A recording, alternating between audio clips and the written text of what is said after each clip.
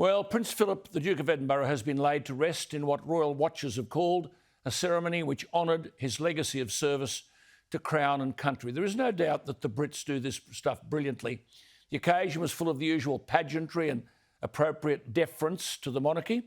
And while the guests were limited to 30, more than 700 military personnel took part in the ceremony, including army bands, Royal Marine buglers, and an honour guard drawn from the armed forces.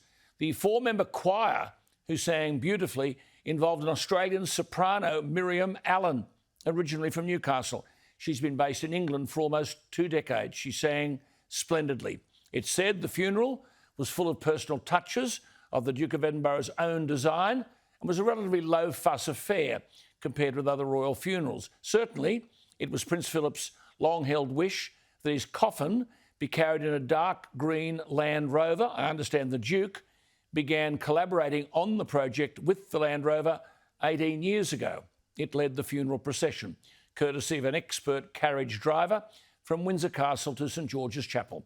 It was clear that the Prince's 2 eldest children, Charles at 72 and Anne at 70, were deeply moved being in such proximity to their revered father. Prince Philip's coffin was draped in his personal standard, topped with his Royal Navy cap and sword, both given to him by the Queen's father, King George VI. The wreath of white roses and lilies was selected by the Queen. Prince Philip's body will remain in the royal vault until the Queen dies, at which point he'll be moved to her burial place at the King George VI Memorial Chapel. That said, and acknowledging that the Duke wanted an occasion without a lot of overblown ceremony, the service without eulogies or sermons seemed to lack what a worldwide audience was seeking: some enunciation and articulation of the record of this remarkable servant of Crown, country and family. That's what a eulogy does. It eulogises what a person means to the world beyond the sanctity of the church. I can't be the only one who felt that the absence of a eulogy meant the service in some ways was incomplete. The other feature which was difficult to comprehend was that allegedly under social distancing, the 30 family mourners had to sit apart from one another and in household groups.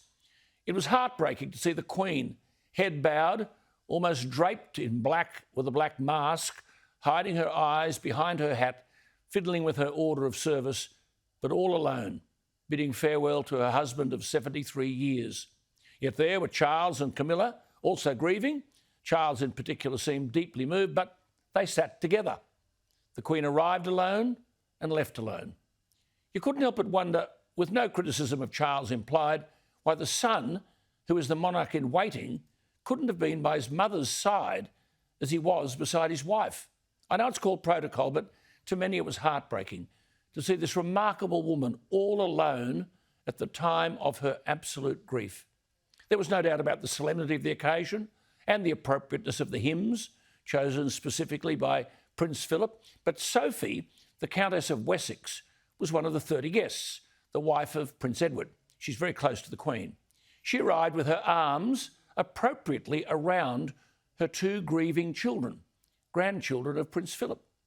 At that point, and on many other occasions, I couldn't help but feel that the world was hoping someone would put an arm around the Queen and offer a sense of personal comfort. Even the Queen of England, the monarch, is a human being before she's a queen. And after 73 years with her partner, she would be grieving and mourning and feeling empty and broken like any individual in similar circumstances. Hopefully, she felt that there were millions around the world prepared to give her at such time an invisible hug. What are your thoughts?